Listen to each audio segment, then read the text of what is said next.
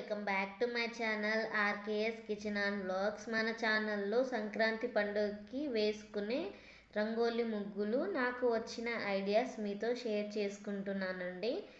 నేను వేసే ప్రతి ఒక్క ముగ్గు మీకు నచ్చినట్లయితే కమెంట్ చేసి లైక్ చేయండి. ఇలాగే ఇంకొన్ని ఐడియాస్ మీతో షేర్ చేసుకుంటాను.